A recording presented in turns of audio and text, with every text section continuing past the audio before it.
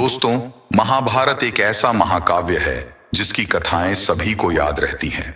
आज हम आपको इस ग्रंथ का वो भाग बताने जा रहे हैं जिसकी जानकारी बहुत ही कम लोगों को है। यह जानकारी है पांडवों के विवाह के विषय में। ज्यादातर लोग तो केवल उनकी पत्नी द्रौपदी और अर्जुन की पत्नी सुभद्रा के बारे में ही जानते हैं। लेकिन क्या आप जानते हैं कि द्रौपदी और सुभद्रा के अलावा भी पांडवों की अन्य पत्नियां थीं? जी हां, चलिए बताते हैं इस बारे में। सबसे पहले बात करते हैं पांचाल देश की राजकुमारी द्रौपदी के बारे में, जिसे अर्जुन ने स्वयंवर में जीता था।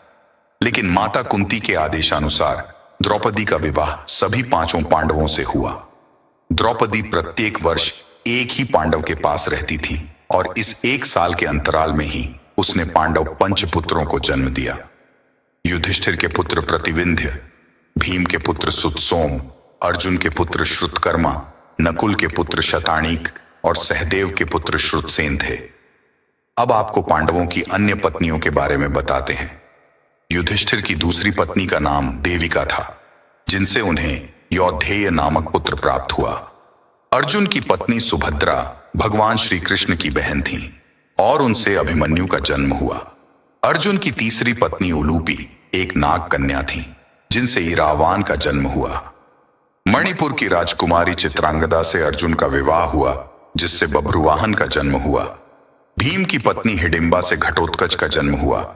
भीम की तीसरी पत्नी बलंधरा से सर्वांग का जन्म हुआ। नकुल की दूसरी पत्नी कर्णुमति से निर्मित्र का जन्म हुआ। सहदेव की दूसरी पत्नी विजय से सुपुत्र का जन्म हुआ। महाभारत की कुछ और रहस्यमय कथाएं भी हैं जिनकी जानकारी बहुत कम लोगों को है। द्रौपदी अपने पूर्व जन्म में एक आशी कन्या थी और उनके पाप कर्मों के फलस्वरूप उन्हें कोई अपनी पत्नी के रूप में स्वीकार नहीं करता था। शिव जी की तपस्या के बाद उन्हें पंच पांडव की पत्नी बनने का वरदान मिला।